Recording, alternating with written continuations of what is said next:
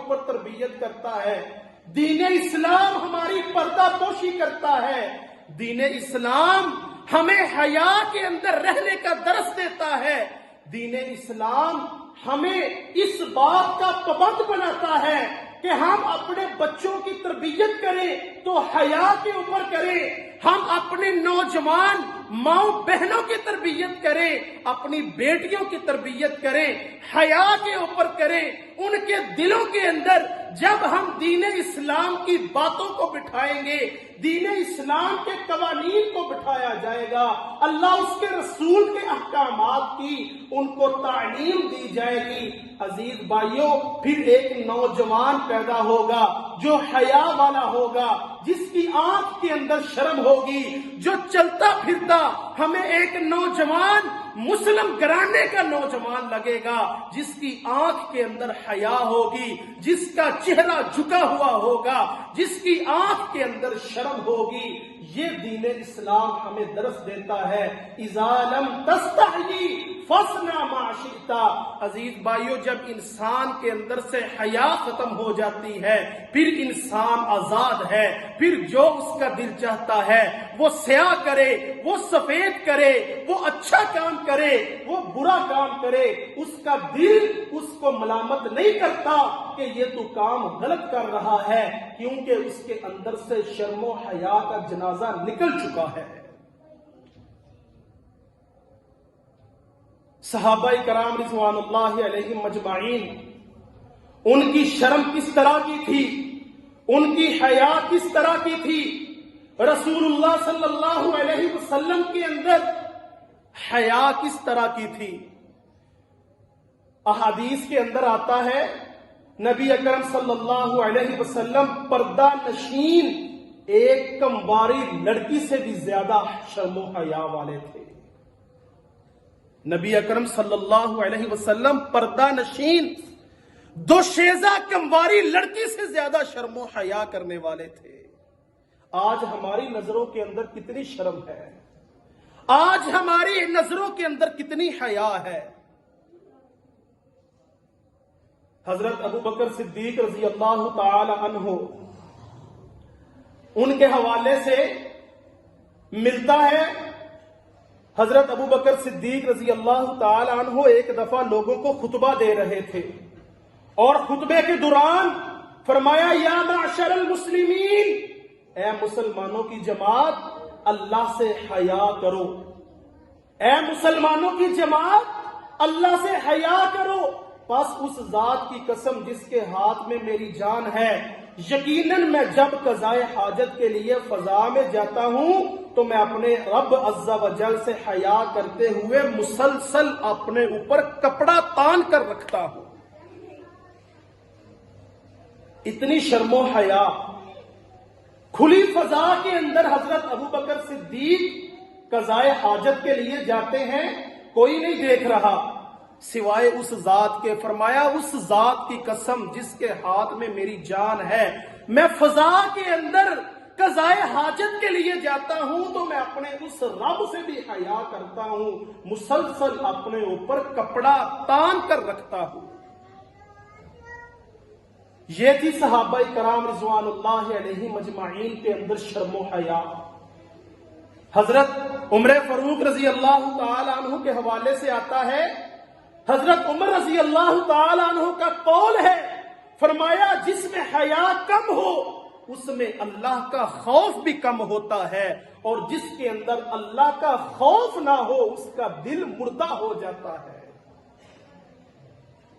جس آدمی کی نظروں کے اندر شرم و حیا نہیں اس کے اندر اللہ رب العزت کا خوف بھی نہیں ہے، اور جس کے اندر اللہ کا خوف نہیں اس کا دل مردہ ہو گیا ہے۔ حضرت عثمان رضی اللہ تعالی عنہ شرم و حیا کے پیکر تھے، وہ عثمان جس سے آسمان کے فرشتے بھی حیا کیا کرتے تھے۔ رسول اللہ صلی اللہ علیہ وسلم ایک دن اپنے گھر کے اندر لیٹے ہوئے ہیں، حضرت ابو بکر صدیق رضی اللہ تعالی عنہ آئے، دروازہ کھٹکھٹایا، اندر آنے کی اجازت مانگی، رسول اللہ صلی اللہ علیہ وسلم کی پنڈلی سے کپڑا ہٹا ہوا ہے. رسول اللہ صلی اللہ علیہ وسلم نے اسی طرح اندر آنے کی اجازت دے دی. آپ لیٹے ہوئے ہیں. حضرت ابو بکر صدیق رضی اللہ تعالی عنہ آئے, گفتگو کی, باتیں کی, اٹھ کر چلے گئے. حضرت عمر فاروق رضی اللہ تعالی عنہ آئے. نبی اکرم صلی اللہ علیہ وسلم اسی طرح لیٹے ہوئے ہیں, پنڈلی سے کپڑا ہٹا ہوا ہے. آئے, اللہ کے نبی صلی اللہ علیہ وسلم کے پاس بیٹھے, آ کر باتیں کی, اٹھ کر چلے گئے. حضرت عثمان رضی اللہ تعالی عنہ آئے, اندر آنے کی اجازت مانگی. رسول اللہ صلی اللہ علیہ وسلم فوراً اٹھ کر کھڑے ہو گئے, بیٹھ گئے, اپنی پنڈلی کے اوپر کپڑا رکھ لیا. حضرت عائشہ رضی اللہ تعالی عنہا پوچھتی ہیں, اے اللہ کے نبی, میرے بابا آئے ہیں, ابو بکر صدیق آئے ہیں, آپ اسی طرح لیٹے رہے ہیں. عمر فاروق آئے ہیں, آپ اسی طرح لیٹے رہے ہیں. عثمان رضی اللہ تعالی عنہ آئے ہیں, آپ اٹھ کر کھڑے ہو گئے, اپنی پنڈلی کو کپڑے سے ڈانپ لیا, کیا وجہ ہے؟ فرمایا, عائشہ, کیا میں اس عثمان سے حیا نہ کروں جس عثمان سے آسمان کے فرشتے بھی حیا کرتے ہیں؟ یہ تھا حضرات صحابہ کرام رضوان اللہ علیہ مجمعین کے اندر شرم و حیا. آج ہماری نظروں کے اندر کتنی شرم ہے, آج ہماری نظروں کے اندر کتنی حیا ہے. آج ہم 14 فروری کا دن آتا ہے, گلیوں بازاروں کے اندر نوجوان لڑکے بھی نکلتے ہیں, ہاتھ کے اندر پھول پکڑا ہوا ہے, نوجوان لڑکی بھی نکلتی ہے, ایک دوسرے سے پھول کا تبادلہ کیا جاتا ہے. ہمارے اندر شرم و حیا کا جنازہ نکل چکا ہے. آج یہ یورپ والا ماحول, یہ غیر مسلموں کا طریقہ, جو ویلنٹائن ڈے منایا جاتا ہے, یہ تہوار جو یہودیوں کا, غیر مسلموں کا تہوار ہے, آج مسلمان بھی منا رہا ہے. مسلمان نوجوان کے اندر غیرت کا جنازہ نکل چکا ہے. اس کا باپ اسے منع نہیں کرتا, اس کے گھر کے اندر بھی نوجوان اس کی بہن ہے, وہ اسے منع نہیں کرتی, اس کی ماں اسے منع نہیں کرتی. نوجوان لڑکے لڑکیاں گلیوں بازاروں کے اندر پھول پکڑے ہوئے ہیں, ایک دوسرے سے پھولوں کا تبادلہ ہو رہا ہے. یہ کون سا معاشرہ ہے؟ یہ ایک مسلمان گھرانے کا ماحول ہے, یہ مسلمانوں کے ممالک کا ماحول ہے.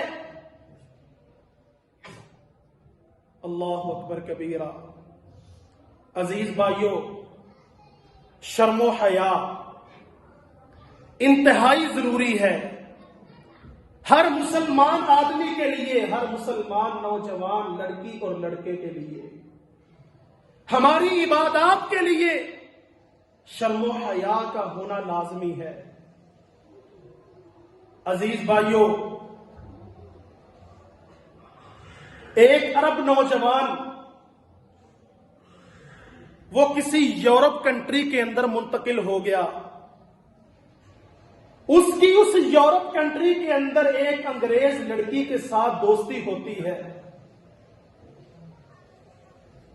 اور وہ اس لڑکی کی محبت کے اندر اتنا فریفتہ ہو جاتا ہے, اتنا فریفتہ ہو جاتا ہے کہ اپنا سب کچھ اس کے اوپر نشاور کر دیتا ہے. ایک وقت ایسا بھی آتا ہے کہ اس لڑکی کے بغیر وہ ایک پل بھی زندہ رہنے کے لیے تیار نہیں ہے. ان کی ایک ہوٹل کے اندر ملاقات ہوتی ہے, کمرہ بک کروایا جاتا ہے. اس کمرے کے اندر وہ اس نوجوان لڑکی سے ملتا ہے, اور وہ اس کی محبت کے اندر اتنا فریفتہ ہو چکا ہے کہ ہم زبان سے صنم کہتے ہیں. اس نے اس لڑکی کا بت بنایا, اور ایک وقت ایسا بھی آیا وہ کہتا ہے کہ میرا دل کرتا ہے کہ میں تیرے پاؤں کے اندر گر جاؤں, میں تیرے پاؤں کے اندر گر کر تمہیں سجدہ کروں. عرب علماء اپنی اس ویب سائٹ کے اوپر لکھتا ہے کہ وہ نوجوان اس لڑکی کو سجدہ کرتا ہے. جب وہ سجدے کے لیے جھکتا ہے, ملک الموت آتا ہے, اس کی روح کو قبض کر کے لے جاتا ہے. وہ اسی حالت کے اندر گندا ہی مر جاتا ہے.